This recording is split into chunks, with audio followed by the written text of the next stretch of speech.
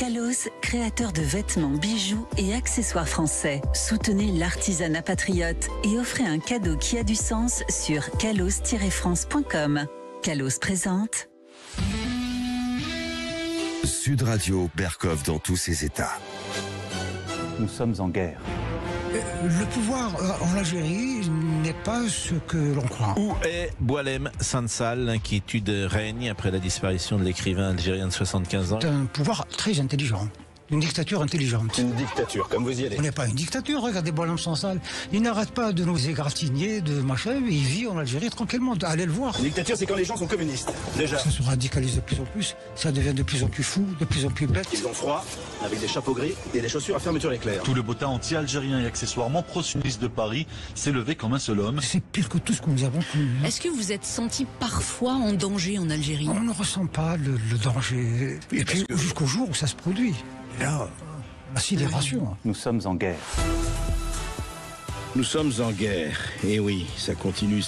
Heureusement qu'il y a des clairières de bonheur, des clairières de paix, des clairières de douceur, et puis des clairières de lucidité, ce que nous essayons de faire, comme vous le savez. Boualem Sansal, arrêté en Algérie. Il est arrivé jeudi dernier, il y a une semaine déjà, un peu plus.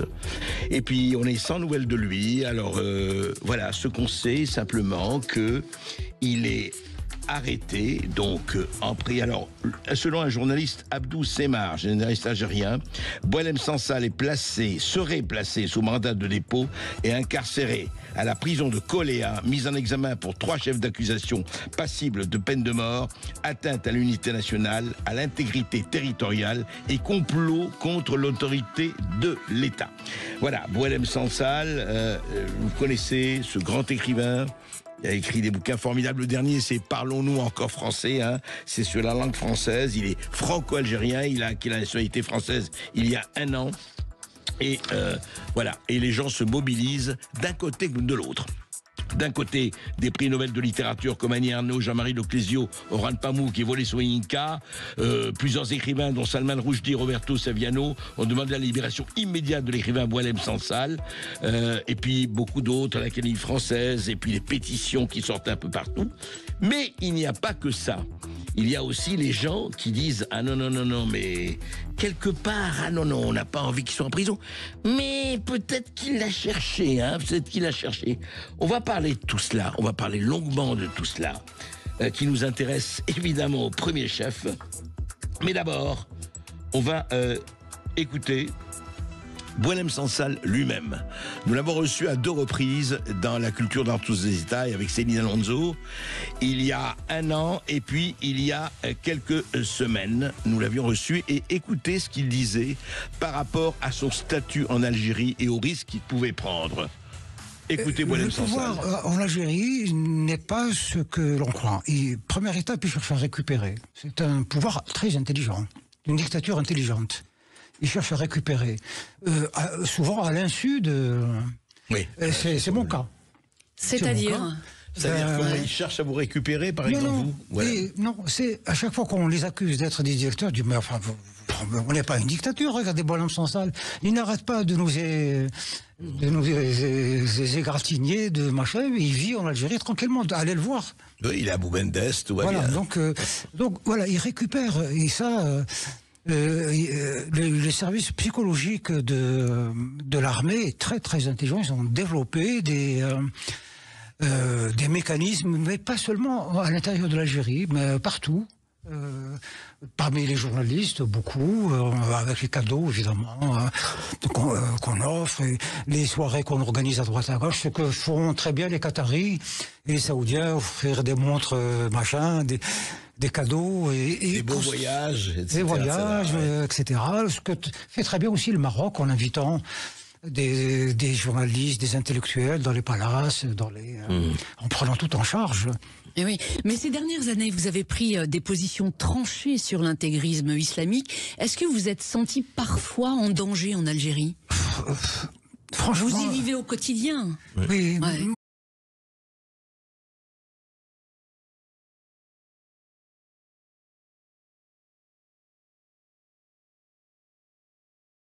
On ne ressent pas le danger. Le danger, on le reçoit le jour où quelqu'un se présente. Et puis jusqu'au jour où ça se produit.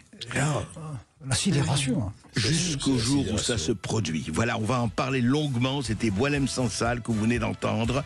Et puis nous allons parler de beaucoup d'autres choses aussi. Après les perles, les huées et les bravos, nous allons parler du Liban avec des témoignages passionnants. Nous allons recevoir l'ambassadeur du Liban à l'UNESCO et nous allons recevoir le père Hani qui aujourd'hui, avec la situation dramatique que connaît le Liban et hélas depuis déjà longtemps, depuis quelques décennies, est en train d'organiser des milliers de repas pour les réfugiés, pour ceux qui sont effectivement sans ressources et souvent sans maison. Voilà, on va parler de cela parce que quelquefois il faut parler aussi des drames. Mais ne vous inquiétez pas, il y aura aussi des choses qui confinent à l'absurde, bien sûr. À tout de suite. Sud Radio. Ici Sud Radio. Les Français parlent au français. Je n'aime pas la blanquette de veau. Je n'aime pas la blanquette de veau. Sud Radio Berkov dans tous ses états. Nous sommes le 26 novembre. Il y a 10 jours, très exactement le 16 novembre, l'écrivain franco-algérien Boualem Sansal est arrivé à l'aéroport d'Alger pour régler un certain nombre de problèmes familiaux ou autres. Il a été arrêté. Il doit être présenté à un juge dans les prochains jours. On ne sait toujours pas, à l'heure où je vous parle, s'il a été présenté à un juge, en tout cas depuis son arrestation. Voilà, il a 75 ans, il a écrit plusieurs livres chez Gallimard, des livres qui ont été très remarqués, des livres remarquables d'ailleurs. Et voilà, alors on dit que, à la télévision algérienne, on dit qu'il risque de lourdes charges. On vous a dit d'ailleurs en début d'émission ce qu'il risque effectivement, perpétuité ou pas, ou peine de mort, on ne sait pas. Alors, que lui reproche-t-on? Beaucoup de choses, mais écoutez déjà ce qui s'est dit hier ou avant-hier exactement, à une chaîne de télévision algérienne. Au début, il n'y a pas eu de réaction. Et puis, écoutez ce qui a été dit par la voix officielle de la télévision algérienne. Boualem Sansal, pseudo-intellectuel, vénéré par l'extrême droite française, a réveillé les professionnels de l'indignation. Tout le botin anti-algérien et accessoirement pro-sioniste de Paris s'est levé comme un seul homme. Éric Zemmour, Mohamed Sifawi, Marine Le Pen, Xavier Deriancourt, Valérie Pécresse, Jacques Lang, Nicolas Dupont-Aignan et évidemment Tahar Boudjidloun, son ami marocain qui récupère du sciatique à force de baise-main à Mohamed VI. Tous mentent au créneau pour ce révisionniste qui s'est pris les pieds dans le tapis. La France de Macron n'est pas à une contradiction près. Le même Macron qui parle de crimes contre l'humanité en Algérie concernant la colonisation française, qui admet la reconnaissance historique d'assassinat d'État dans le cas de Ali Boumdjel, Maurice Audin ou l'Arbi Ben Mehdi, pousse la contribution jusqu'à envoyer son ambassadeur avec une gerbe de fleurs sur la tombe de notre martyr, prend la défense d'un négationniste qui remet en cause l'existence, l'indépendance, l'histoire, la souveraineté et les frontières de l'Algérie. Voilà, un négationniste, extrême droite, il ne dit pas facho, mais il le pense, et que d'amabilité entre la France et l'Algérie, que d'amabilité. Et voilà, évidemment, c'est une conspiration macrono-sioniste, enfin c'est intéressant. Voilà, on va quand même prendre le temps d'en parler, parce que ce qu'il y a entre la France et l'Algérie, on sait très bien, et on sait très bien qu'aujourd'hui, un écrivain comme Boualem Sansal paye les relations exécrables, ou en tout cas la guéguerre tout à fait visqueuse entre la France et l'Algérie. Et voilà, on en fait des otages, et Boualem Sansal, quelque part, est un otage de cela. Alors effectivement, il n'y a pas eu que les gens dont parle le journaliste algérien. Il y a eu, comme je vous ai dit, beaucoup de gens qui se sont effectivement élevés et qui se sont mobilisés pour la libération de Boualem Sansal. Mais il y a aussi, et c'est normal, d'autres opinions, et notamment sur la chaîne de service public France 5, dans ses politiques, il y avait une tout à fait étonnante, on va pas vous donner tout parce que ça dure 1 heure, il y avait un historien, Sébastien Ledoux, et surtout Nedjib Sidi Moussa, professeur à la Sorbonne, qui a parlé de Boualem Sansal, et évidemment, on fait d'une pierre deux coups, de Kamel Daoud, accusé, écoutez de quoi accusé, écoutez ce qui s'est passé sur France 5 avant-hier soir. Kamel Daoud a suivi une pente, lui aussi. D'accord ? Suivi une pente, mais qui a l'image de beaucoup d'intellectuels, on va dire, qui sont proches du pouvoir français, pour le coup. D'accord ? Et cette pente, elle n'est pas gauchiste, elle est plutôt droitière. C'est le moins que l'on puisse dire. Dans la campagne du roman, un argument a été beaucoup utilisé par les journalistes parisiens, c'est il brise un tabou. Il est interdit de parler de la guerre civile ou de la décennie noire en Algérie. Bon, alors on commence à savoir que c'est un petit peu faux quand même. D'accord ? Il y a certes une loi, mais il y a l'interprétation de la loi. Il y a eu des films, il y a eu des romans, des documentaires sur cette période-là. Donc, dire qu'il était interdit d'en parler depuis 2006, c'est quand même faux. Ensuite, je pense que malheureusement, il risque d'avoir une jurisprudence, Kamel Daoud, malheureusement. Là, on est dans une situation un petit peu compliquée. Néanmoins, ayant dit cela... Oui, parce que ça oui. C'est presque un argument marketing, si vous me permettez. C'est un argument marketing, non, mais, oui, ça ne dit rien de ce que vous appelez une dérive droitière de Daoud. Si, quand même. Je vais vous expliquer pourquoi. Je vais vous expliquer. C'est extraordinaire. Voilà quelqu'un qui est professeur dans les universités, qui carrément dit « Ah bon, on en a beaucoup parlé. Ah bon, on en a beaucoup parlé. Dites-moi les livres qui ont été publiés en France ou en Algérie sur la période des années 90. La période où c'était les musulmans du fils. C'était les islamistes du fils qui tuaient. Il y a eu 100 000 morts dans les 10 ans. Des musulmans qui tuaient des musulmans. Et ça, non, on en a parlé partout. Mais vous osez dire ça, vous, universitaires? Écoutez, si vous voulez vraiment discuter, vous avez la parole. Mais c'est n'importe quoi. Et ce qui m'a quand même absolument, moi, j'ai regardé ça, j'étais sidéré, c'est le silence des autres. Je ne dis pas le silence complice, le silence de Benjamin Stora ou Drug Stora, le silence des gens qui y avaient autour. Formidable, pas un mot, le silence de l'animateur. Oui, on écoute. Alors que un écrivain comme Boualem Sansal est emprisonné, un écrivain comme Kamel Daoud est menacé de mort, oui, mais est-ce qu'il ne l'aurait pas cherché quelque part? C'était ça n'a pas été dit comme ça, bien sûr, attention, on prend les... Mais la ligne rouge, mais le souterrain, mais le non-dit de cela, il y a quand même quelque part je ne sais pas ce qui se perd, mais enfin le service public, ça marche bien, le service public français, bien sûr. Je crois que nous avons une auditrice. Nous avons une auditrice, en effet, c'est Sophie qui nous appelle d'Asnières-sur-Seine. Bonjour Sophie. Oui, bonjour Sophie. Oui, bonjour Monsieur Berkoff, encore une fois, merci de vos colères, vous dites tout ce qu'on pense tout bas. Et justement, pour prolonger votre pensée, je me suis fait une réflexion ce matin. Avis à tous les amateurs de contester l'islam, qui est en fait une religion d'État et bien sûr une dictature en ce qui concerne l'Algérie. Tous nos ressortissants algériens en France n'ont qu'à bien se tenir, parce que si jamais ils rentrent en Algérie après avoir été repérés par l'imam ou une personne qui est concernée pour rapporter en Algérie ce qui se passe, eh ben ça ne sera pas Boualem Sansal, parce que vous serez anonyme et vous finirez dans les oubliettes de la dictature algérienne. Alors on dit parfois que c'est compliqué pour les musulmans de prendre parti contre les terroristes, contre le fondamentalisme islamique, mais ce symbole de cette arrestation, moi je l'interprète aussi un petit peu comme ça, et ça me rend extrêmement triste. Oui, voilà. Et en tout cas, il y a de quoi être triste, vous avez tout à fait raison, Sophie.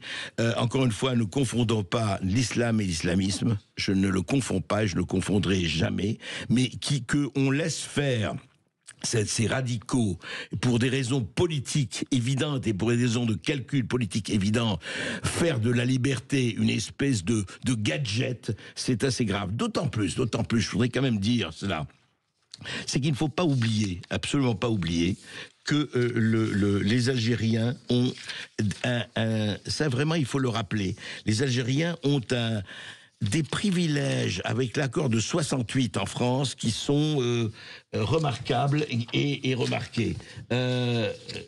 Il y a, si vous voulez, un certain nombre de privilèges et un certain nombre je suis en train de regarder cela.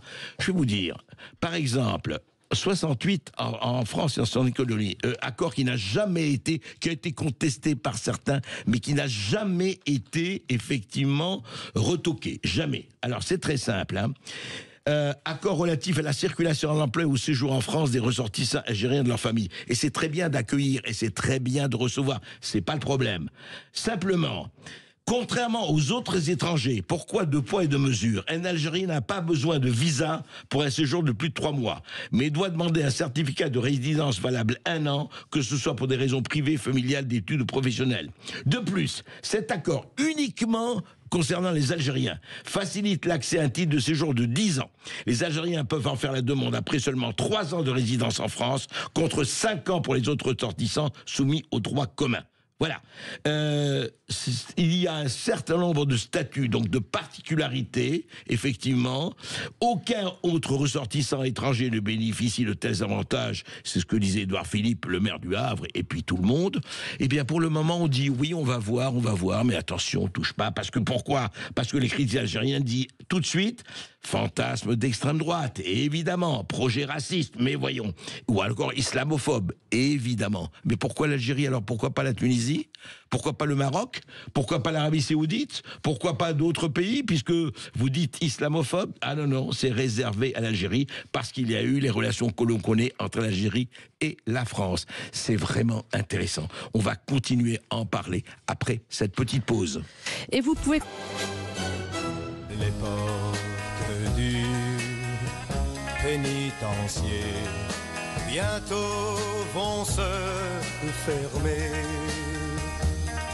Et c'est là que je finirai ma vie comme d'autres gars l'ont. Les portes du pénitencier, Johnny Hallyday, espérons que ce ne seront pas les portes qui s'ouvriront devant Boualem Sansal et que surtout, il n'y finira pas sa vie, qu'il n'y soit d'ailleurs jamais. Parce que franchement, délit d'opinion, depuis quand on met en prison les délits d'opinion dans un État, l'Algérie, qui se veut démocratique et qui insiste là-dessus? Alors on sait, oui, on le traite de pantin, on le traite de tous les noms, on le traite de traître, on le traite de vraiment... Et on voit, et relayé, vous avez entendu, par un certain nombre de médias français, dits de service public, par exemple. Enfin, c'est intéressant, mais dans le service public, justement, il y a des voix très diverses. Et heureusement, des voix très diverses. Il n'y a pas que messieurs les universitaires et historiens de ces politiques sur France 5. Il y a aussi France Inter et Sophia Aram. Écoutez ce que disait Sophia Aram ce matin. Alors voilà, Boualem Sansal a été arrêté. Il est accusé d'espionnage et la peine, même si tout le monde sait qu'elle ne repose sur rien, pourrait être très lourde. Ce qui est un peu la particularité de l'Algérie où, comme le dit Kamel Daoud, le régime d'un côté et les islamistes de l'autre ont réussi à mettre en place un tribunal itinérant de l'identité pure et de l'hypernationalisme. Comment ne pas penser à l'écrivain Rachid Mimouni, mort en exil au milieu de la décennie noire, au chanteur Lounès Matoub, assassiné en 98 sur la route de Tizi Ouzou, à l'écrivain Tahar Djaout, et à tous ceux qui sont morts d'avoir eu le courage de parler, d'écrire ou de chanter la détresse des Algériens pris entre un régime militaire autoritaire et corrompu, et des islamistes ayant massacré près de 200 000 personnes pendant la décennie noire. 200 000 personnes massacrées pendant la décennie noire de 90, celle du Front islamique du Salut le Fils. Voilà ce que disait ce matin Sophia Aram. Nous avons un auditeur, Joël. Oui, c'est Joël qui nous appelle de Grenoble. Bonjour Joël. Oui, bonjour Joël. Oui, bonjour à tout le monde. Bonjour. Et merci de m'accueillir dans votre émission. C'est la première fois que je réussis à vous joindre. J'ai essayé plusieurs fois, mais c'est pas toujours facile. Oh, j'imagine. Oui, on a beaucoup de monde. Ouais. Mais... Merci Joël, allez-y, on vous écoute. Donc moi, je voulais réagir à cette situation. Effectivement, moi, je condamne cette arrestation de M. Sansal, qui est un peu le symbole de la liberté. Moi, ce que je constate, c'est que chaque fois que la France a des problèmes... je veux dire avec l'Algérie, avec le gouvernement algérien, pas l'Algérie, mais le gouvernement algérien. Ouais. En fait, c'est souvent la France qui capitule et on fait jamais respecter en fait nos valeurs. Et là, les valeurs de liberté, elles sont remises en cause par quelqu'un qui est ressortissant français puisqu'il a été naturalisé français il y a peu de temps. Tout à fait. Et donc c'est l'occasion en fait de défendre des valeurs françaises. Et je pense qu'il y a pas mal d'Algériens qui sont aussi d'accord avec nous. Bien sûr. C'est-à-dire que d'un côté, il y a d'un côté, il y a le gouvernement qui veut pas qu'on dise certaines choses, et de l'autre côté, il y a aussi des Algériens qui ont envie de liberté d'expression et de parole. Tout à fait. Donc je voulais donner ce témoignage et j'espère qu'il y aura une réaction du gouvernement pour aider ce monsieur à sortir des griffes de ce qu'on peut appeler quand même carrément une dictature. Écoutez, 100% d'accord avec vous, Joël. Évidemment, séparons le peuple de ses dirigeants et séparons tous ces gens qui font de la politique, que ce soit ici ou ailleurs, qui font de la poloche, comme disait quelqu'un, de la politique politicienne, je dirais. Surtout que, vous savez, il y a quand même des silences étranges. Alors, le gouvernement, effectivement, Bruno Retailleau, ministre de l'Intérieur, a dit qu'il fallait protéger, effectivement, ce ressortissant français, Boualem Sansal en l'occurrence. Macron, le président Macron s'est dit préoccupé, mais aucun communiqué officiel pour le moment de l'Élysée ni de Matignon. Et alors, quand même, les silences assourdissants. Par exemple, Amnesty International, rien. Amnesty International qui, tout de suite, quand il se passe quelque chose, et il faut le faire, se précipite et fait des communiqués, etc. À l'heure où je vous parle, donc 10 jours après son arrestation, aucun communiqué, par exemple, d'Amnesty International. Et c'est quand même, on peut vraiment se demander, et puis alors vous avez entendu les petites, je dirais, chouineries d'un certain nombre de gens, mais vous comprenez, oui, mais il n'aurait pas dû faire ci, il n'aurait pas dû faire ça, c'est formidable.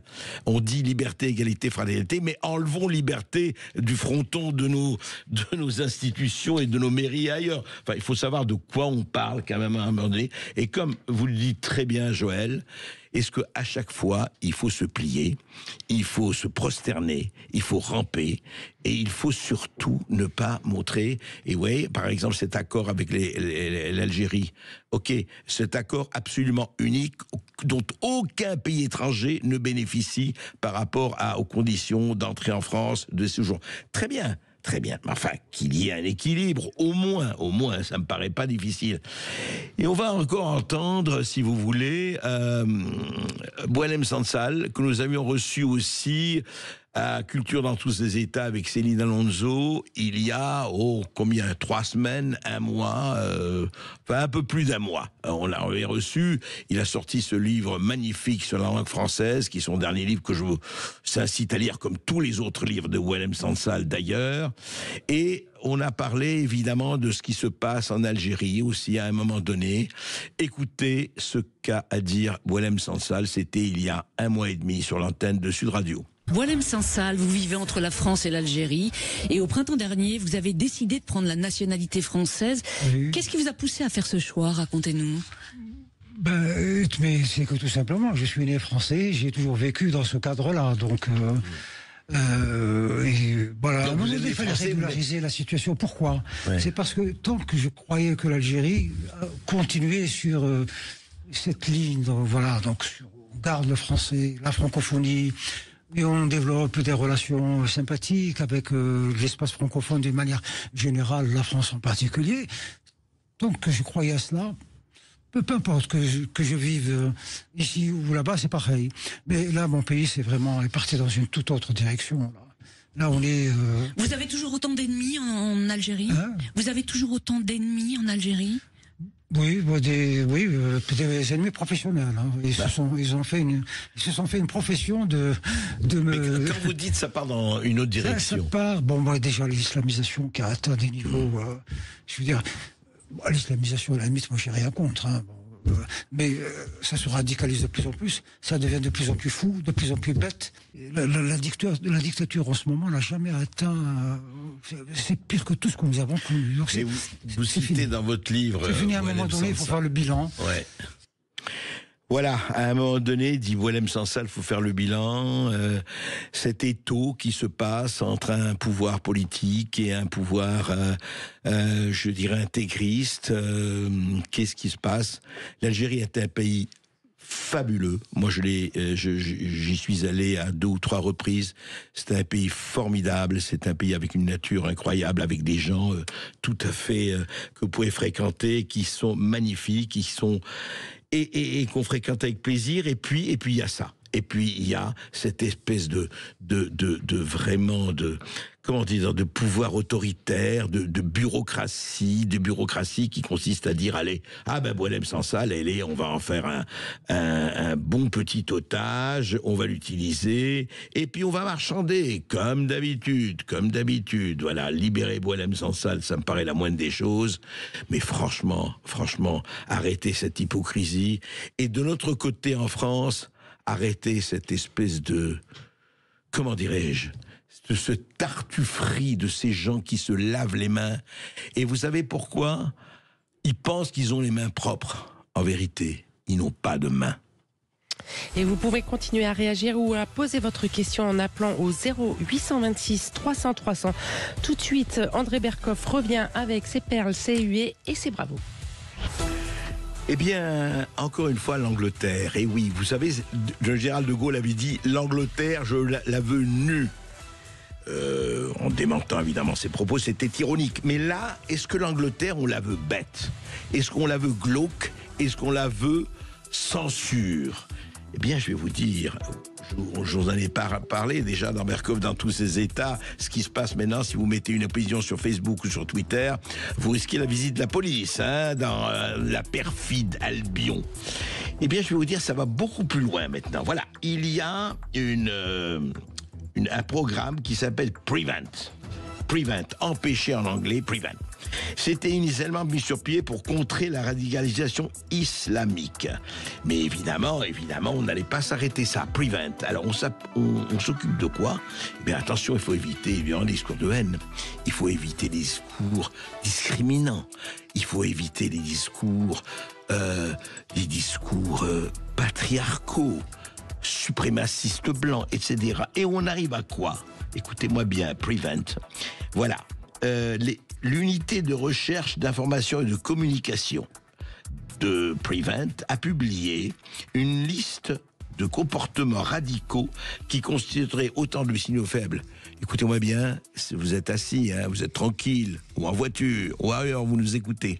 Eh bien, ça continue des signaux de radicalisation, voire de fascisation, voire de hitlérisation. Alors c'est quoi ? Eh bien c'est très simple. Si vous lisez L'étrange suicide de l'Europe, un livre du formidable essayiste Douglas Murray, c'est déjà dangereux. Alors parmi les séries télévisées, eh bien les plus beaux voyages, écoutez-moi bien, les plus beaux voyages avec la compagnie britannique des chemins de fer, c'est une série qui marche très bien en Angleterre. Eh bien, il paraît que c'est les fachos qui prennent les chemins de fer. Donc, il faut faire attention à ça. Mais attendez, ça va plus loin. Prevent, écoutez-moi bien, c'est le projet Prevent. Eh bien, on en est à constituer une liste d'écrivains identifiés comme radicaux. Écoutez bien, Joseph Conrad, Lord Jim, au cœur des ténèbres, Joseph Conrad, qui a servi l'auteur des ténèbres, qui a servi le trame au film Apocalypse Now. C.S. Lewis, à qui on doit Le Monde de Narnia et Tactique du Diable. J.R.R. Tolkien, le Seigneur des Anneaux, oui, le Seigneur des Anneaux. Eh bien, attention. Si vous écoutez ça, si vous allez voir ça, vous êtes dangereusement sur la piste de la radicalisation. Et puis les ouvrages philosophiques, Locke, Hobbes ou Burke. Voilà. Mais ça va plus loin encore. Savez-vous ? Et il faut faire attention à Aldous Huxley, Le meilleur des mondes, et George Orwell, 1984. C'est-à-dire que les deux personnes qui ont dénoncé l'enfer totalitaire, les deux personnes qui disaient attention, demain on va brûler les livres, et après on va brûler les livres, on va brûler les êtres humains, eh bien ceux-là sont sur la liste noire de Prevent, initialement prévue pour le radicalisme communautaire. Voilà, et nous sommes en Angleterre, nous ne sommes pas en Chine, nous ne sommes pas en Corée du Nord, nous ne sommes même pas en Russie, non, nous ne sommes même pas en Afghanistan, nous sommes en Angleterre. Voilà où on en est dans ce pays où, attendez, mais demain, écoutez, faites comme à Berlin en 1933, allez, un peu d'auto-da-fé, brûlons les livres, mais bien sûr. Voilà, je rappelle, Tolkien, dangereux, Conrad, dangereux, Aldous Huxley à écarter et Orwell surtout à ne pas lire. Ça s'appelle l'Angleterre. Eh bien, fuck you, the English Authority. Fuck you. Sud Radio Berkoff dans tous ses états.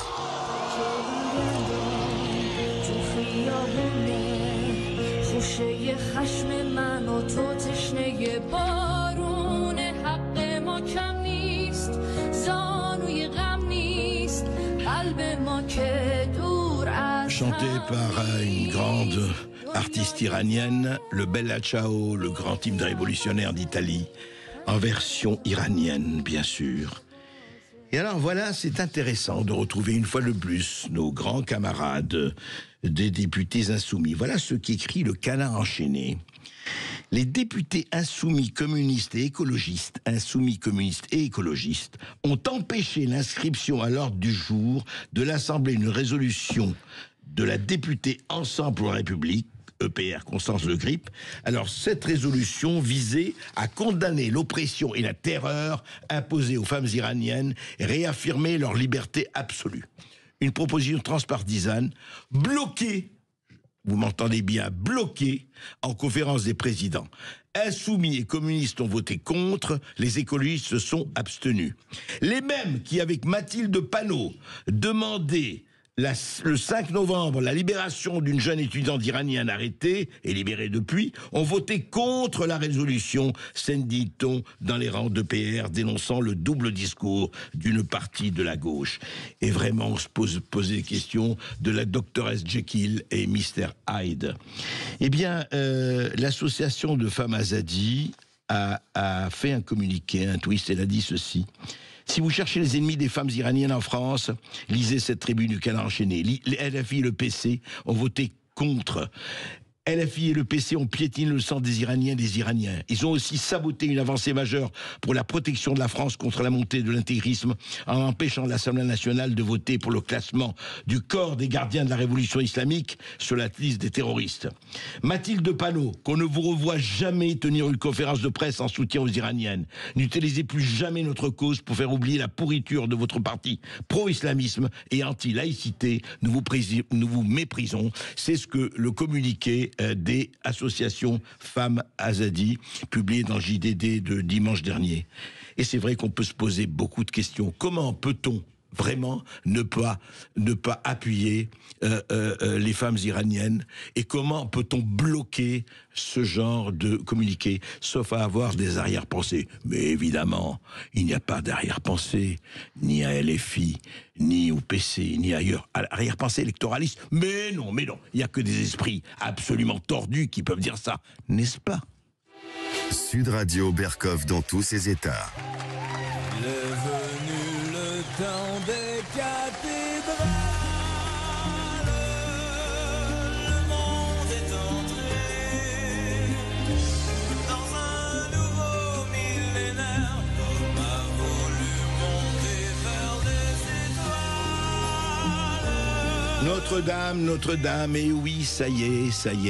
Eh bien, le 7 décembre, l'inauguration en grande pompe avec des milliers d'invités de Notre-Dame de Paris, sortie des flammes, entièrement restaurée, et qui a retrouvé, évidemment, on l'espère, sa splendeur.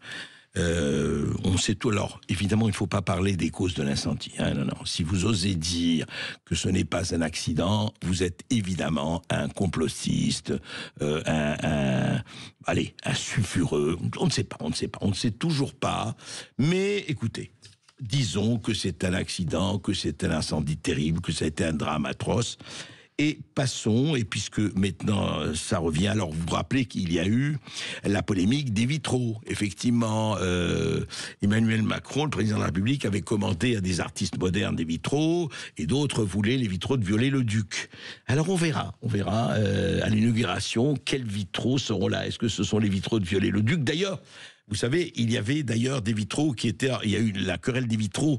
Je sais parce qu'on a fait un merveilleux musée du vitrail à Troyes il n'y a pas si longtemps. Il y a eu des vitraux fabriqués dans les années 30-35, justement, qui n'ont pas, la querelle des anciens et des modernes ont empêché ces vitraux d'être posés sur Notre-Dame. La querelle des anciens et des modernes est revenue aujourd'hui. Eh bien, apparemment, écoutez, on va voir si c'est Emmanuel Macron qui a triomphé, ou les tenants de remettre effectivement Viollet-le-Duc. Mais en attendant, vous savez qu'il y a eu aussi là l'autre querelle, la querelle qui a fait vraiment beaucoup de bruit.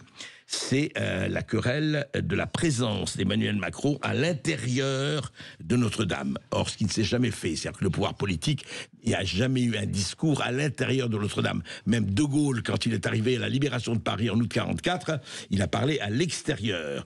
Donc, voilà. Et Emmanuel Macron avait envie de parler à l'intérieur. Il s'est vraiment beaucoup donné pour cette reconstruction, cette restauration. On lui a dit que ce n'était pas possible. Mais, on va voir, parce que vous savez que le 29 novembre, il y a une conférence de presse, et il y a, en tout cas la presse va être conviée à voir, justement, avant le public, le nouveau Notre-Dame, enfin le nouveau en tout cas, comment il a été restauré. Et on se demande si le président de la République ne va pas en profiter pour faire non pas un discours, il dira, mais qui va répondre aux questions des journalistes à l'intérieur de la nef. Ce qui ne manquera pas de poser quelques polémiques, mais tout ça n'est pas si grave que ça. En revanche, il y a encore une espèce d'esprit fâcheux qui s'appelle Elon Musk, qui a encore fait les siennes. Vous savez ce qu'il a fait, Elon Musk? Ah, c'est ça que d'avoir un X, avoir Twitter avec je ne sais combien de centaines de millions d'abonnés. Et X aujourd'hui, c'est 1 milliard d'abonnés sur Twitter. 1 milliard. Quand même intéressant. Et vous savez ce qu'il a fait, le bougre? Eh bien, il a publié une vidéo de l'intérieur de Notre-Dame que personne n'avait vu jusqu'ici. Quelqu'un, évidemment, a filmé et il l'a mis sur X. Et évidemment, ça a fait des gorges chaudes. Comment? Il a brûlé la politesse Emmanuel Macron. Et voilà encore Elon Musk, cette espèce d'impérialiste américain qui se permet de voler les images de Notre-Dame pour les poser. Ah, voilà. Mais vous savez, c'est les curiosités et les avatars de la technologie moderne. En tout cas, la vidéo, on la voit pas ici. Je ne sais pas si elle a été retirée de Twitter. En tout cas, on n'a pas pu la voir. On a essayé de la voir, on n'a pas pu la voir, mais on l'a vu avant-hier. Hein. On l'a vu avant-hier, ça a l'air très très beau. D'ailleurs, je vous rassure, on est plutôt très content. Alors, écoutez, bravo Elon Musk. Bon, c'est de bonne guerre. Hein. Ça fait partie, effectivement, de la nécessité du filtrage et non pas du filtrage, mais de l'information justement sans filtrage et en transparence. En tout cas, on est heureux que Notre-Dame soit rouverte. Sud Radio, Berkoff dans tous ses états. Et après le flash, retrouvez André Berkoff dans son face-à-face. Aujourd'hui, nous parlons de l'actualité du Liban et de la situation humanitaire avec Hugues Reiner, chef d'orchestre, qui donnera le Requiem de Mozart en l'église de Saint-Sulpice le 11 décembre à 20h30 et Bajat Risk, attaché culturel à la délégation du Liban auprès de l'UNESCO. Le face-à-face. Un face-à-face d'André Berkoff consacré à la situation au Liban avec le chef d'orchestre ukrainien et l'attaché culturel à la délégation du Liban auprès de l'UNESCO, Baratrice, qui est aussi l'auteur de Les paramètres d'Hérodote ou les identités culturelles collectives. Et c'est aux éditions de L'Orient le jour.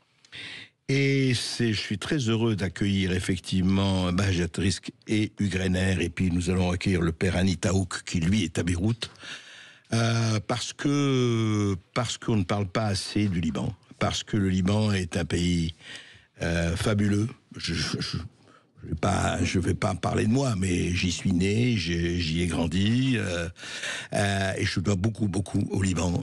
C'est un pays de cœur, c'est mon pays de cœur.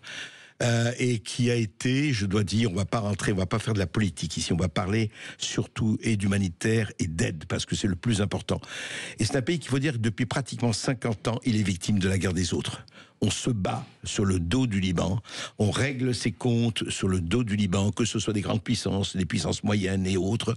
Et comme le Liban n'a pas les moyens d'effectivement d'avoir une immense armée et d'avoir vraiment tous les moyens de se défendre, eh bien voilà, on règle ses comptes sur le dos du Liban et c'est très triste et on espère évidemment que le Liban recouvrera un jour et j'espère un jour très proche cette espèce de formidable équilibre et de formidable surtout richesse culturelle et je dirais existentielle, artistique et que nous avons tous connu, ceux en tout cas qui ont vécu dans les années 60, 70 70 et quelques et avant.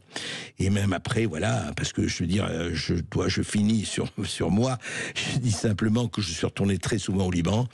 Et ce qui est extraordinaire, c'est que même en pleine guerre, même en pleine tension, il y avait toujours cette formidable appétit de vivre, de savoir se moquer de soi-même, d'avoir de l'humour, d'avoir vraiment de la chaleur. Vous savez, c'est là le Arthur Adamov qui parlait de chaleur humaine. Alors, arrêtons de parler de moi, parlons de vous, Hugues Reiner. Comment vous me trouvez en ce moment? Alors, resplendissant, je crois que toutes vos cellules doivent être fières de vous parce que vous faites un boulot super. Bon. Mais c'est très gentil. Alors, mais après alors, Hugues Reiner, alors parlons de moi maintenant. Concerts, chef d'orchestre, compositeur, il faut le savoir. Vous avez d'ailleurs tenu l'orchestre de Sarajevo. Vous avez d'ailleurs, pendant la guerre, c'est votre espèce d'ambition d'être au-dessus des autres. Non. Vous avez fonctionné au Mont Blanc, mais si. Mais non, au-dessus des autres, pas du tout. Je veux dire, les autres sont déjà au-dessus de moi, donc je me hisse.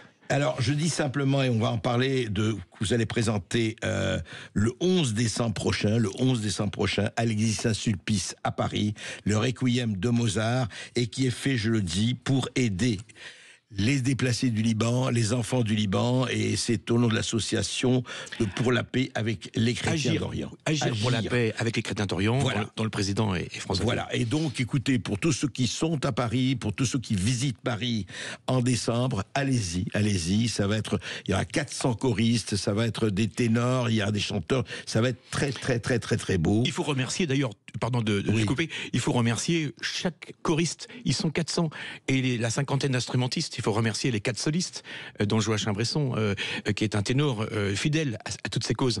Il faut remercier les artistes qui veulent fusionner avec la réalité sociale du monde.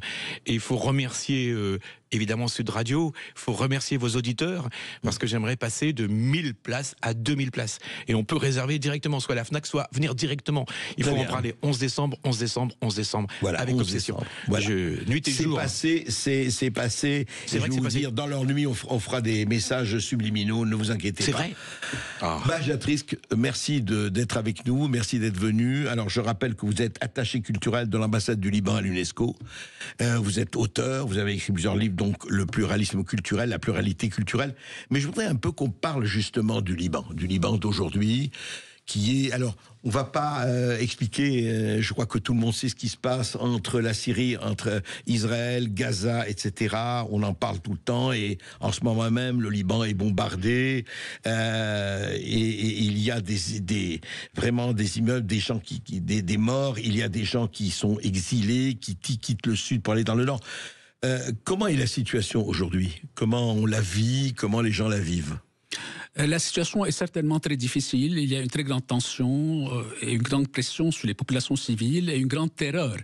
Et comme vous l'avez rappelé vous-même, ça fait 50 ans qu'on vit dans cet état d'esprit. Donc ce qui est terrible aussi, c'est qu'on a l'impression qu'on est un peu bloqué dans le temps et dans l'espace. Oui. Et cela du fait, bien sûr, des interventions extérieures, mais aussi de la structure un peu particulière du Liban, qui en même temps témoigne d'un vivre ensemble, d'un vécu, le pays message, mais qui aussi témoigne d'une fragmentation institutionnelle de la société. Ça veut dire que le Liban s'est construit au départ sur un modèle un peu inédit du fait de sa géographie. Oui. Puisque ces communautés se sont installées là au fil du temps, à travers la côte, la montagne, la plaine, la montagne qui nous enclave. Donc il y a une disposition particulière au Liban qui a fait coexister toutes ces communautés, mais en même temps c'est devenu un terrain fertile pour aussi des tensions à l'intérieur du pays à cause des conflits culturels. Et comme maintenant avec la mondialisation et le développement des moyens de communication, la problématique des conflits culturels se répand un peu partout. En Ukraine, en Russie. Donc toute la difficulté, l'intérêt du Liban, elle est certes à court et moyen terme de sauver des populations, de faire de l'humanitaire, d'aider les gens à tenir le coup, mais également de réfléchir sur ce cas libanais un peu à long terme, de remettre un cadre de réflexion qui prenne en considération les conflits culturels et aide à les négocier avant qu'ils adviennent. Parce que sinon, on est entretenu dans une infinité de conflits qui sont appelés à se répandre un peu partout dans le monde. Donc ce n'est plus uniquement le cas du Liban. Le cas du Liban est intéressant en tant que tel, comme un vécu. Mais il demeure affectif. Vous qui avez vécu au Liban, vous avez vécu cette jouissance du pluralisme, de l'ouverture culturelle. Mais quand on se transpose au niveau politique et économique, qui est plutôt un espace idéologique, à ce moment-là, c'est un rapport de force. Alors justement, Monsieur Risk, je vais parler de ça, parce que les signes positifs se transforment en signes négatifs. D'ailleurs, certains redoutent une libéralisation de la France, il faut le dire, hein. Pourquoi? Parce qu'il y a effectivement ce qu'on a pu vivre avec la coexistence pacifique des communautés, mais à un moment donné, pour des raisons X et Y, qui sont extérieures, que ce soit ce qui s'est passé en septembre 70 avec les Palestiniens, que ce soit ce qui s'est passé avec les Syriens, etc., etc., vous savez ça mieux que moi, les signes positifs se transforment en signes négatifs. Mais je me rappelle, peut-être vous n'étiez pas encore né, moi en tout cas j'étais un gosse, je me rappelle d'un article de Georges Nakache, qui était le fondateur de l'Orient, et directeur de l'Orient, très grand journaliste. Il avait écrit un livre qui lui avait valu presque la prison, en tout cas il avait été mis en état d'arrestation, mais ça n'a pas duré longtemps. Ça s'appelait « Deux négations ne font pas une nation ». C'est un texte qui date des années 50, vous voyez, donc c'est pas nouveau tout ça. Et comment faire justement, comment et pourquoi justement ces signes positifs se sont transformés en signes négatifs, avec tout ce qui s'est passé, encore une fois, pas depuis hier, avant-hier, mais depuis des décennies. Oui, effectivement, quand le culturel est instrumentalisé par le politique, bien sûr, ça devient des idéologies. Donc, c'est le rapport du culturel et du politique qui est intéressant à observer. Parce que les politiques vont entretenir un discours plutôt de mobilisation, alors que les gens qui sont dans la culture, c'est plutôt une ouverture vers autrui. Et donc, il s'agit de rationaliser le culturel et d'empêcher l'idéologisation du culturel par le politique. Et ça, pour vous dire, la nation, nous avons les définitions de nation qui ont été données par Fichte et Renan au XIXe siècle. Mais moi, j'ai travaillé sur les paramètres d'Hérodote en remontant au père de l'histoire, qui a vu le premier choc des civilisations entre les Grecs et les Perses 500 ans avant Jésus-Christ. C'est vrai, c'était déjà le choc des civilisations. De tout temps. Oui, dès qu'on rentre de la préhistoire à l'histoire, on est dans le dialogue ou l'affrontement culturel. Ça, c'est une donnée structurante de nos sociétés humaines. Et plutôt que de le nier, il faudrait plutôt l'encadrer. Et donc, Hérodote avait défini à l'époque 500 ans avant Jésus-Christ en disant le monde grec uni par la langue, le sang, les sacrifices et les sanctuaires qui nous sont communs et nos mœurs qui sont les mêmes. Donc, la religion, le sang, la langue et les mœurs. Et ces mêmes paramètres sont repris par la charte de l'UNESCO qui dit sans distinction les droits de sexe, de langue, de religion. Et donc, si vous voulez, l'ambiguïté provient du fait que tous les êtres humains tendent vers un universalisme, les droits de l'homme, c'est ce qu'on voudrait, mais on doit vivre dans nos sociétés, dans nos vécus, dans notre histoire. L'identité, ça existe. L'identité est une chose qu'il faut définir, parce que si on occulte les spécificités culturelles de chaque pays, certainement il va y avoir des guerres civiles ou des guerres entre nations. Donc, toute la difficulté de cette problématique, c'est comment en même temps préserver les identités collective nationale, parce qu'on n'a pas d'autre choix que de rester dans un cadre national. Et en même temps, en essayant de le dépasser autant que faire se peut vers l'universalisme. Mais si on est dans un universalisme abstrait et béat, ça ne résout pas les problèmes. Moi, je suis à l'UNESCO et on est tout le temps dans des discours un peu citoyenneté mondiale, citoyenneté numérique qui ne portent pas sur le réel. Mais certains mondialistes, et vous le savez, à l'UNESCO comme ailleurs, mais surtout ailleurs, et on le sait, veulent abolir les frontières, veulent dire mais non, il n'y a plus qu'un seul monde, les États-nations, ça ne sert à rien, etc. Impossible. Parce que vous vous structurez soit à travers votre langue, soit à travers votre religion, soit à travers votre race, soit à travers vos mœurs. Les paramètres n'ont pas changé. C'est la façon de les négocier et de pouvoir les recadrer, de les négocier avant qu'il y ait un conflit. Par exemple, en Russie, c'est plutôt un conflit culturel, de mœurs et linguistique. Il n'est pas religieux, il n'est pas racial. Au Liban, dans certains pays comme l'Irak, il y a un conflit ethnico-linguistique entre les Kurdes et les Arabes et un conflit entre les chiites et les sikhs. Donc l'idée au départ de mon travail, c'est bien sûr en partant de l'expérience libanaise, parce que j'ai vécu une guerre très traumatisante, c'est d'essayer de la réfléchir et de l'encadrer pour proposer une grille de lecture et de négociation qui est qu'on essaye de négocier les conflits avant qu'ils atteignent. Parce qu'une fois qu'on est dans le rapport de force, c'est impossible de revenir en arrière. Malheureusement, pour le moment, on n'a pas pu négocier avant. Parce qu'on n'a pas d'outils, si vous voulez. Moi, tout ce que j'essaie de négocier pendant. Non, parce que si vous voulez, moi j'ai essayé à l'UNESCO d'introduire en disant définissez la culture. Même l'UNESCO ne dispose pas d'une définition de la culture. Ah oui, même l'UNESCO, il y a une qualification. Ils disent c'est un bien culturel mondial, si vous voulez, ce qui ne veut rien dire, parce qu'ils sont enfermés dans cette doctrine de dire de l'universalisme. Et puis le politiquement correct. Voilà, donc on est brimé d'un côté, et sinon vous avez les politiques qui ont intérêt à transformer les discours identitaires, les discours idéologiques, c'est comme ça qu'ils mobilisent. Aujourd'hui, il faut penser qu'avec la mondialisation, on est passé des idéologies sociales aux idéologies identitaires. Et il va falloir, c'est le travers de la mondialisation, encadrer. Et moi, ma démarche, c'était pas seulement de parler du Liban avec mes émotions, parce que bien sûr, j'étais très heureux de représenter mon pays, comme vous, d'ailleurs, on le ressent, comment vous portez le Liban, mais d'essayer un peu de mettre un cadre de négociation. Parce qu'une fois que le conflit est là, et ça, c'est dû être l'UNESCO, l'ONU, tout ça, qui redéfinissent un cadre. Parce qu'une fois que le discours est enclenché, côté. Et à force de déni d'un côté, ou au contraire de clivage identitaire de l'autre, ça se termine mal, soit par une dictature, soit par une guerre civile. C'est bien pour ça que pour mon pays, la France, je me préoccupe de ce qui se passe au Liban. Parce que je crois que nous sommes non pas dans la même situation, mais dans une situation homothétique. Partout. Monsieur Berkoff, partout, dans toutes les... C'est le rapport de l'UNESCO qui dit que sur les 86 conflits dans le monde aujourd'hui, il y en a 82 qui sont d'ordre culturel. Et que tous ces conflits ont surgi avec la mondialisation. Et c'est dans un rapport de l'an 2000, avant le 11 septembre, qui est intitulé Diversité culturelle, pluralisme et conflit. Et moi, mon intérêt, si vous voulez, bien sûr, c'est de sauver le Liban, d'attirer l'attention au Liban, c'est mon pays, loin, mais pas être seulement dans l'affectif. Il va falloir partir du Liban pour encadrer. De toute façon, l'émotion ne suffit pas. Il faut la raison. On va en parler tout de suite, après cette petite pause, avec le père Hani Taouk qui est à Beyrouth et avec Hugues Renner qui va nous expliquer pourquoi il fait ce concert et pourquoi il s'engage. Et d'ailleurs, c'est pas la première fois dans cette démarche artistique et politique. À tout de suite. Sud Radio, Berkoff dans tous ses états. Un concert, un grand concert, le 11 décembre prochain à l'église Saint-Sulpice pour agir, pour la fondation Agir pour la paix avec les chrétiens d'Orient. Un intellectuel et évidemment un compositeur et chef d'orchestre, Hugues Renner, on va en parler de ce concert qui va se passer là et auquel je vous invite vraiment. Il faut y aller. Et si vous êtes à Paris, il faut vraiment y aller.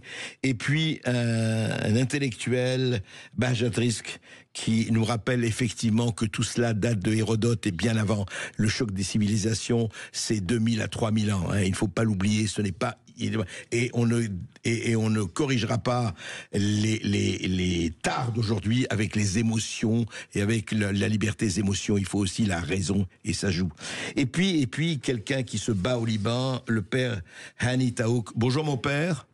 Bonjour à tout le monde. Bonjour. Eh bien, écoutez, vous êtes à Beyrouth, on est très heureux de vous avoir à l'antenne. Et je voudrais que vous nous expliquiez, vous dirigez la cuisine de Mariam. C'est quoi la cuisine de Mariam ? Tout à fait. C'est une cuisine qui a été fondée en 2020 suite à la troisième plus grave explosion au monde, l'explosion qui a touché notre capitale Beyrouth. L'explosion du port de Beyrouth, c'est ça ? Le port de Beyrouth, tout à fait. On a commencé dans la rue pour aider et les volontaires et les gens qui ont perdu leur maison et leur propriété. Donc on a passé 25 jours dans la rue et puis après on a pris un petit dépôt un prix entrepôt, demi-détruit. Et petit à petit on a transformé ça en une cuisine primitive et petit à petit en une salle à manger. Et le projet est grandi. Et puis en 2024, c'est-à-dire au début de cette année, on a ouvert une nouvelle cuisine qui peut accueillir jusqu'à 300 personnes assis. On a commencé avec 1500 plats par jour. On distribue 1500 plats par jour. Et après les événements qui ont touché notre pays encore, après la tension entre Hezbollah et Israël, on a passé avec les déplacés de 1500 à 4000 et aujourd'hui on a commencé à 5000 plats par jour. C'est-à-dire vous nourrissez actuellement 5000 personnes par jour. 5000 personnes par jour. Ah ouais, c'est formidable. Et on est la plus grande cantine peut-être au Moyen-Orient, donc qui distribue gratuitement. Et quelle qu'elle soit la personne, qu'il soit libanaise, syrienne, palestinienne, noire, blanc, je sais pas quoi, quelle qu'elle soit, il peut entrer dans notre salle à manger, il peut manger jusqu'au bout pour 2, 3, 4 fois.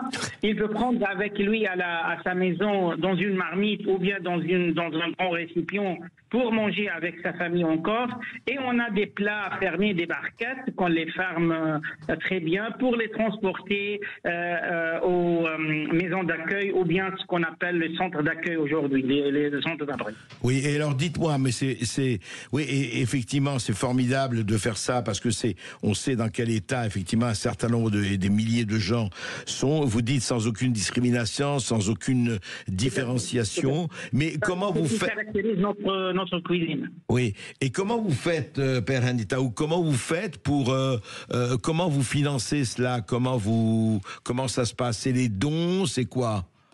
Oui, en fait, je profite de votre émission pour dire vraiment merci à tous les gens qui étaient à côté de nous, surtout la Fondation CMA-CGM, département Île-de-France, département Région Sud, Rotary Club de Marseille, la Fondation encore Mon Liban d'Azur et surtout mon ami Hugues René. On va continuer à travailler ensemble même après le concert. Le concert qui va dérouler le 11 décembre. Absolument. C'est un grand concert donc avec mon ami Hugues qui va grouper jusqu'à 400 tout à fait. Tout à fait. On en a parlé, Père Hani Taouk. Oui, mais je voudrais savoir, vous êtes... C'est avec des gens comme Hugues et les gens qu'on appelle les bonnes volontés, les gens les bons. Donc on travaille et qu'on a toujours des supports et des soutiens pour continuer notre mission. Père Hani Taouk, je voudrais savoir, vous êtes docteur en philosophie, je crois. Je n'ai pas continué mon doctorat, mais je suis en master, 3-4 masters, en droit international, en sciences politiques, en médiation, et je continue, je suis inscrit en doctorat, mais donc... non, mais c'est déjà très... c'est déjà très bien. Père Hani, comment, alors justement, là, on est en pleine crise à Beyrouth et au Liban et ailleurs, enfin en tout cas dans ce Proche-Orient tellement en mouvement et hélas souvent dans des mouvements négatifs, mais est-ce que vous restez optimiste? Est-ce que vous pensez que d'une manière ou d'une autre, et comment on peut sortir, enfin il est question, je vous dis ça, mais on en a parlé beaucoup, il est question d'un cessez-le-feu entre Israël et le Hezbollah, on en parle beaucoup, on vous dit que dans les 36 heures ou dans les 40 heures, il va y avoir, on espère, une perspective de cessez-le-feu qui dirait quand même 6 semaines, mais au-delà de ça, on l'espère tous bien sûr, mais au-delà de ça, pour vous, ce qui est important, c'est d'aider tout le monde, c'est de continuer à vivre dans cet univers. Oui, tout à fait. On est tellement enracinés dans notre pays, on est tellement fiers de notre mission de construire les ponts entre les différentes communautés. Et nous ne croyons pas à ce qu'on appelle les clashs des civilisations. C'est au contraire, on croit à la rencontre des civilisations. Ouais. Et grâce aux réseaux sociaux aujourd'hui, à la mondialisation aujourd'hui, je peux être en contact avec les gens qui ont à l'extrême, je sais pas quoi, dans le village qui est en Argentine, ou bien en Inde, ou bien en Chine. Donc, au contraire, aujourd'hui, c'est la rencontre des civilisations et on peut construire. Et moi, en tant que chrétien, je crois vraiment en Jésus-Christ. Je crois au fond de moi-même que j'ai une mission de construire, d'être le pont entre les différentes civilisations et les différentes traditions. On parle de la tradition au Moyen-Orient, surtout au Liban, durant les différentes ou entre les différentes traditions qui existent. Ouais. Et après, la guerre va s'arrêter un jour. Que ce soit aujourd'hui, que ce soit demain, que ce soit dans un mois, on va s'asseoir pour la même table. Mais juste Père Hani, je crois que vous n'êtes pas tellement en désaccord, apparemment, avec Bahajat Rizk, pour une raison très simple. Non. Pardon, non, je voudrais. Infiniment, mais moi, je crois à la rencontre des civilisations. Tout à fait. Aujourd'hui, tu as la possibilité de rencontrer, de parler avec lui. Il y a 100 ans, tu n'as jamais parlé de... C'est vrai. Il y a 100 ans, tu n'as jamais entendu d'un pays qui s'appelle l'Argentine ou bien Brésil. C'est vrai, ça c'est le triomphe de la technologie. Alors qu'est-ce que vous répondez, juste, Père, Monsieur Rizk, qu'est-ce que vous répondez effectivement au Père Hani Taouk qui dit, attendez, le choc des civilisations, d'accord, mais ce qui est important, justement, aujourd'hui, je peux parler à un village argentin, je peux parler au monde entier, et est-ce que ce n'est pas le problème, justement, il faut opposer au choc de civilisation et travailler pour la rencontre des civilisations? Bien sûr, moi je pense que le choc des civilisations et le dialogue des cultures sont les deux faces du même médaille. On ne peut pas avoir l'un en excluant l'autre. La seule chose que je relève, bien sûr, je crois au Liban en tant que pays message, tel que l'a dit sa sainteté le pape Jean-Paul II. Je crois aux idéaux de l'universalisme, des droits de l'homme et des religions universelle. Mais ce que je relève, c'est que malgré tout, on ne peut pas occulter les conflits sur le terrain. Les conflits qu'il faut gérer aussi et qu'il faut encadrer. Donc mon but, moi, c'était pas de mettre en avant de façon inéluctable et fatale le choc des civilisations, mais c'est au contraire de ramener les choses à une dimension un peu réaliste pour les négocier avant que les guerres adviennent. Donc la démarche se complète avec celle de Perhani. À aucun moment, et je ne réduis pas du tout la religion, pour moi c'est un absolu de foi. Mais en même temps, vous êtes obligé de rentrer dans la relativité en tant qu'être humain et d'inscrire les choses dans l'histoire. Or, ce qu'on observe, c'est que les conflits qui se multiplient, et ça, ce sont les rapports de l'UNESCO, c'est pas moi, c'est pas de mon fait. Donc, ces définitions, ce travail un peu scientifique que j'essaie de faire, c'est en mettant de côté ma foi absolue en tant que chrétien et le fait effectivement que j'ai une croyance dans l'humanité et dans l'humanisme. Alors justement, moi je voudrais juste apporter ma petite pierre à cela. Moi je crois que effectivement c'est synergique, mais d'autant plus synergique que, vous savez, il y a deux camps. Il y a les mondialistes qui veulent effacer les frontières, effacer les identités, effacer les États-nations. Mais moi, je ne crois qu'on ne peut devenir citoyen du monde qu'en étant conscient de son identité. C'est-à-dire qu'il y a les identités meurtrières et il y a les identités ouvertes. Ce qui est très important, c'est de travailler pour les identités ouvertes et de ne pas laisser la place aux rapports de force. Parce qu'aujourd'hui, on le voit, hélas, dans le monde, ce sont les rapports de force qui dirigent. Et si on enlève toute identité aux 7 milliards de personnes qui sont sur la planète, on le voit très bien. Pourquoi il y a les BRICS? Pourquoi la Chine? Pourquoi l'Inde? Pourquoi la Russie? Pourquoi tout ça? C'est qu'on part d'une identité, que ce soit une religion, que ce soit etc. Et ça ne veut pas dire qu'on veut vaincre les autres et les éliminer. Ça veut dire qu'il faut coexister. On va continuer à en parler avec Hugues Reiner, parce que si je ne lui donne pas la parole, il va me menacer avec sa baguette et ça risque d'être extrêmement grave. Donc, à tout de suite après cette petite pause. Et à Sud Radio, Berkov dans tous ses états. Et nous avons même un ténor avec nous. Je ne sais pas s'il va chanter. Est-ce que vous pourriez nous faire... Oui, le début du Requiem. Le début du Requiem, non mais c'est possible comme ça.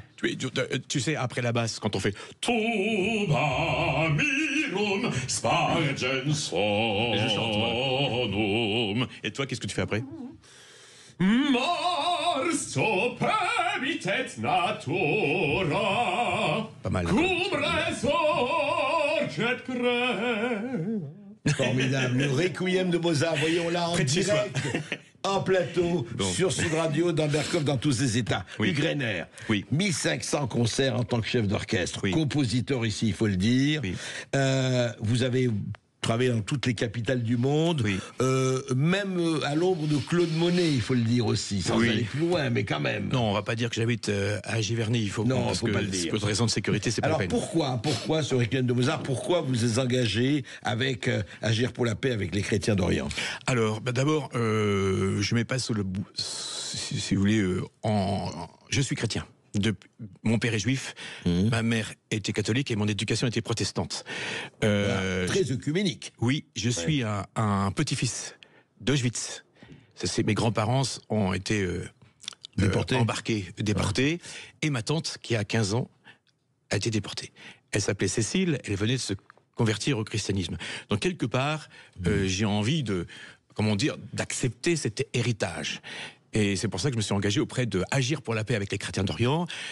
Annie Léritier, qui est une des vice-présidentes, a fait le lien avec son président, François Fillon, pour qu'on se rencontre et qu'on discute. Oui, François Fillon qui est président. Voilà. Et il m'a dit, pourquoi vous êtes tombé sur nous, toute petite association? Je lui ai dit, parce que je suis déjà tombé, on ne peut pas être chrétien si on n'est pas tombé quelque part, tombé dans une espèce de compréhension, d'empathie. Absolument, mon frère est en situation de handicap et c'est mon vrai professeur de conscience. Mon père, qui était écrivain, aussi a été mon principal éducateur. Et il disait d'ailleurs ne pas tenir compte de la vie des autres, c'est se déclarer mort. Mon père écrivain aussi, Sylvain Reiner, avait écrit une biographie sur Golda Meir. Et en le lisant, on voit toute la sagesse et qui disait des propos absolument extraordinaires. Donc il faut lire un petit peu. Enfin, en tout cas, je suis gré au président d'APCO d'avoir inlassablement prêté l'attention aux minorités, les chrétiens d'Orient, parce qu'effectivement, c'est pas une histoire simplement de foi, mais c'est une histoire de civilisation. Alors maintenant, vous m'interrogez pour la véritable nature. Évidemment, quand vous avez des grands-parents absents, et quand à 9 ans, vous découvrez ça, vous allez devenir musicien. Comme si on voulait botter en touche, se séparer un petit peu de la planète pour d'abord... Ne pas refuser l'histoire. Exactement. Ouais. Alors, ne pas refuser l'histoire, c'est se mettre un petit peu aussi à côté pour ne pas sombrer, comme disait tout à l'heure Baja, dans l'émotionnel. Et ça, c'est très important. Alors, pour un chef d'orchestre, pas sombrer dans l'émotionnel, c'est bizarre, mais il faut avoir gardé la tête froide, et cette tête froide qui pouvait considérer, quand on a 9 ans, comme un désir de vengeance.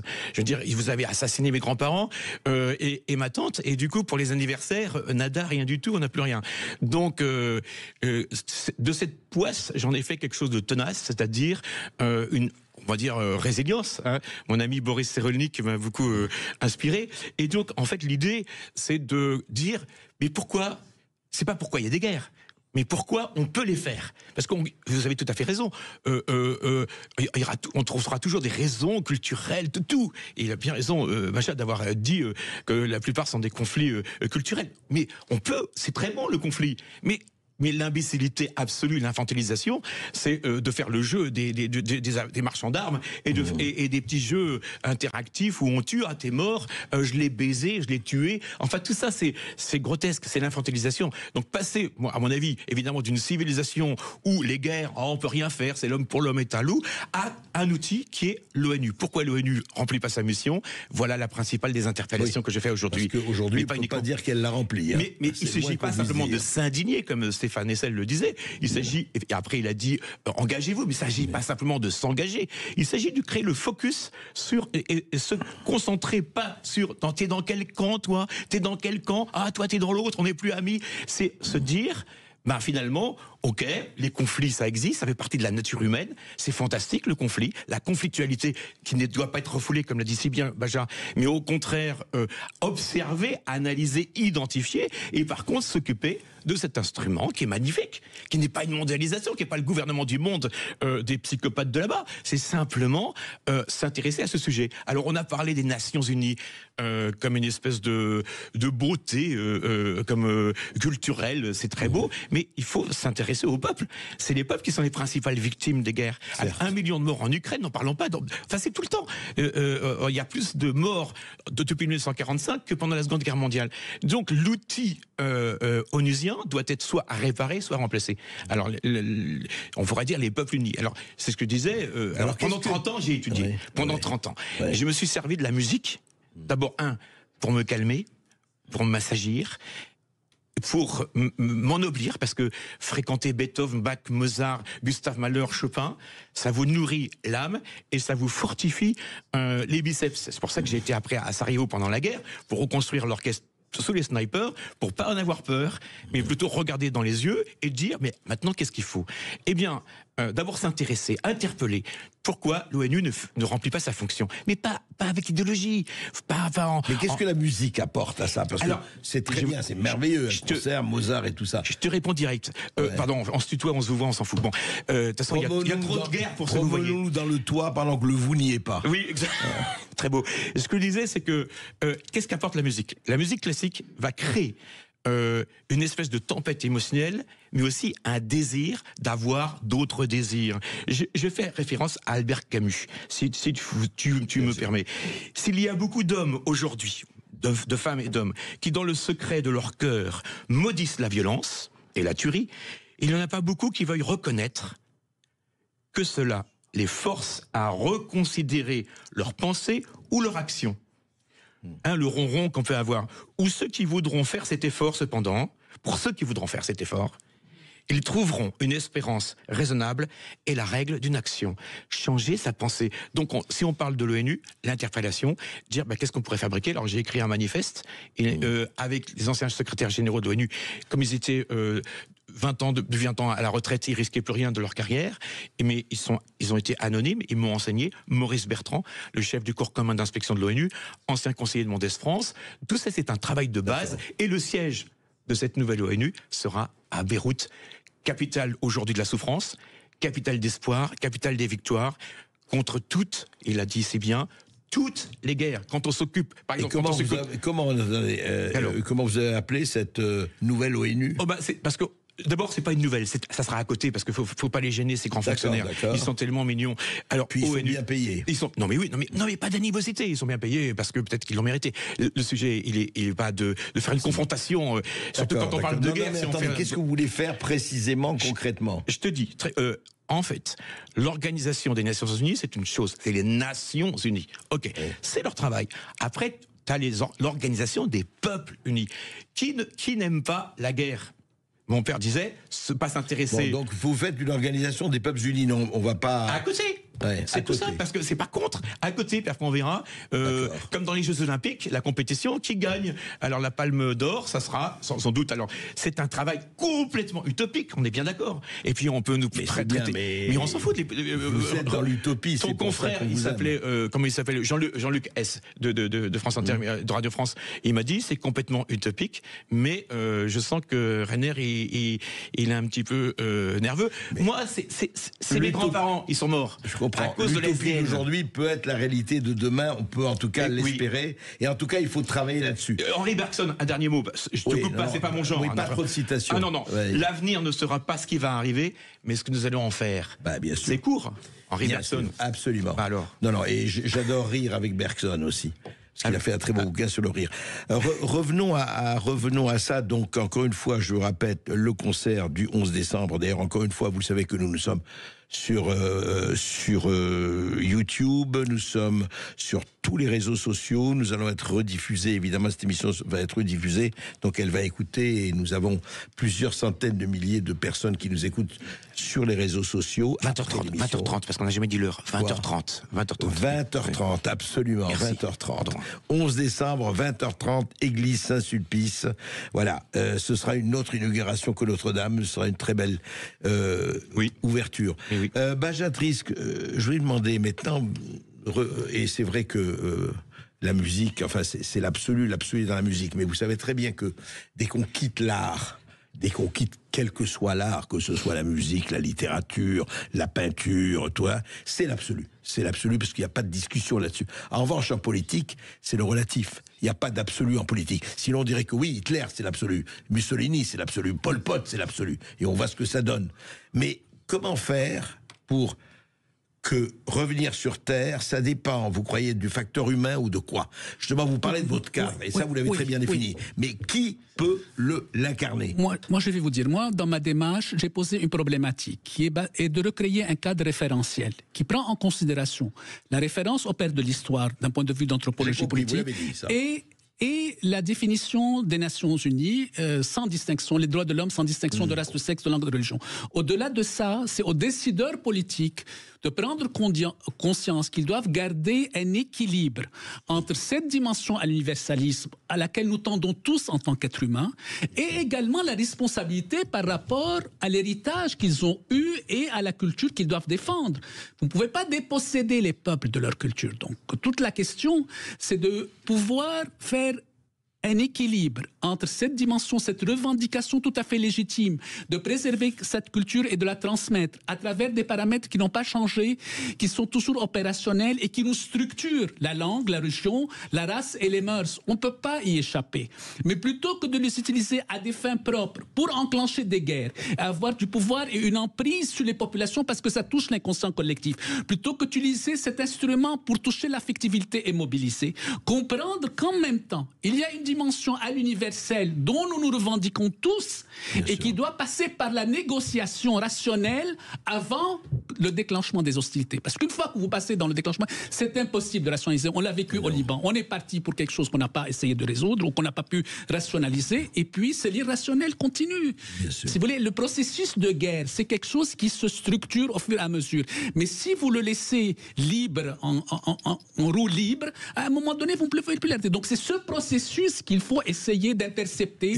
Et les politiques doivent prendre conscience que cette dimension de l'universel ne contradit pas les identités nationales. Bien Les sûr, identités nationales ne doivent pas être idéologisées parce que les idéologies sont absolues. Elles n'admettent pas de contestation. Elles sont totalitaires. Voilà, elles sont totalitaires. Voilà. Ça, c'est le propre des idéologies. Maintenant, est-ce qu'on peut se passer d'idéologie? Non, mais on peut négocier quand même pour la survie de l'être humain à travers des paramètres rationnels que moi-même j'ai été chercher 500 ans avant Jésus-Christ, dont je ne suis pas responsable. Parce que parfois, ils me disent, tu es essentialiste, tu es catholique. J'ai dit, en aucun cas, je pose une problématique et c'est aux décideurs politiques. C'est pas votre faute, c'est celle d'Hérodote. On va le dire. Non, mais Hérodote est extraordinaire parce que c'est là qu'il a mis, sans mettre de contexte, Fichte et Renan donnent des définitions de la nation qui sont soumises à un contexte politique. Alors qu'Hérodote est complètement détaché. On va en parler après cette petite pause. On va se retrouver tout de suite. Et vous pouvez appeler ou réagir. Vous pouvez appeler pour réagir plutôt ou poser une question en appelant au 0826 300 300. Enfin, vous faites comme vous voulez, mais appelez-nous. Sud Radio, votre... Kalos, créateur de vêtements, bijoux et accessoires français. Soutenez l'artisanat patriote et offrez un cadeau qui a du sens sur kalos-france.com. Kalos présente Sud Radio, Berkov dans tous ses états. Oui, nous arrivons malheureusement en fin d'émission. C'était passionnant, effectivement, sur le Liban, sur la musique, sur la paix, sur la guerre, sur les civilisations, sur les identités. Père Hani Taouk, vous êtes avec nous de Beyrouth? Oui, je suis toujours. Alors, écoutez, vous avez écouté un peu. Vous pensez que, justement, il y a la mondialisation, il y a les identités, on en a suffisamment discuté. Vous êtes là en train de nourrir, effectivement, vous et votre équipe, 5000 personnes. C'est du concret, c'est très important, c'est même essentiel. Vous aidez les gens à vivre. Et est-ce que c'est quelque chose, vous avez autour de vous, vous avez des bénévoles, vous avez des gens qui viennent, qui travaillent bénévolement à cela? Certainement, on a des volontaires, des bénévoles. On a des volontaires, c'est-à-dire les qui prennent une certaine indemnité à la fin de chaque mois. On a des bénévoles qui travaillent bénévolement, donc tout gratuitement. On a même des Français, des Suisses, surtout des jeunes Français qui travaillent avec nous encore, qui servent avec nous. Ouais. On a beaucoup de volontaires libanais de différentes communautés encore qui viennent chaque jour pour nous aider parce que c'est un travail énorme et c'est pas évident de faire 5000 plats par jour. Donc il faut distribuer, il faut commencer la distribution à 11h30. Ouais. Donc il faut terminer ce qu'on appelle la cuisine ou bien le repas à 11h pour commencer à 11h30 à faire distribuer donc les plats. Vous commencez dès le matin, tôt dès le matin. Oui, c'est à 6h. On commence à 6h. À 6h, d'accord. Ouais. Et vous servez, donc c'est chaque midi, c'est ça, chaque 11h, chaque midi. Chaque midi, même le dimanche. Chaque midi, même le dimanche. Et après-midi, on a un centre d'accueil, on a un centre d'écoute, on a une clinique de thérapeutique avec une thérapeute familiale, avec un médiateur, avec des gens qui viennent à l'écoute et bien à l'aide encore des gens qui ont été soumis à des traumas ou bien traumatisés après la guerre. Et bien, on a encore un dispensaire où on distribue donc avec des soignants, avec des infirmiers, avec tout cela, c'est ça? Tout à fait. D'accord. D'accord. Eh bien, écoutez, Père Hani, merci et puis vraiment, qu'est-ce qu'on peut vous dire? Bravo. Et si on peut aider, dites-moi s'il y a des auditeurs qui veulent vous aider. Ils s'adressent à qui et comment? Par quel moyen? Il peut s'adresser à la Fondation Agir pour les chrétiens du monde avec notre ami Annie qui est superbe, avec notre président François Fillon qui est encore une personne exceptionnelle qui nous aide. Et avec cette fondation, ils peuvent nous aider. Donc agir pour les chrétiens du monde. Agir pour la paix avec les chrétiens d'Orient. D'accord. Agir pour la paix c'est donc APCO. Et donc vous aurez directement leur contact. Et pour savoir que chaque place agir vendue pour la paix avec les chrétiens d'Orient. Chaque place vendue 20 €.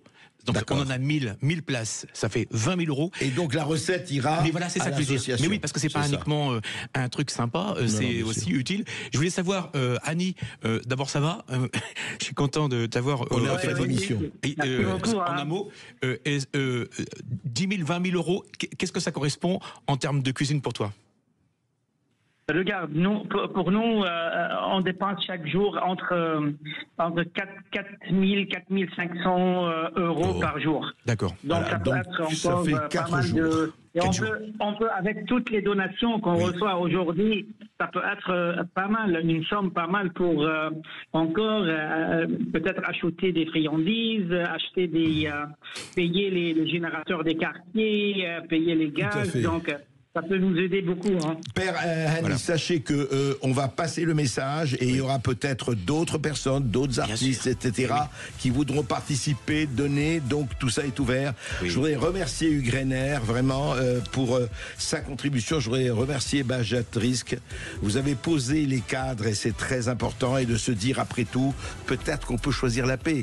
Ce ne serait pas quand même. On peut peut-être faire appel à l'intelligence des gens et pas seulement à leur instinct de mort. En tout cas, c'est la grâce que je nous souhaite.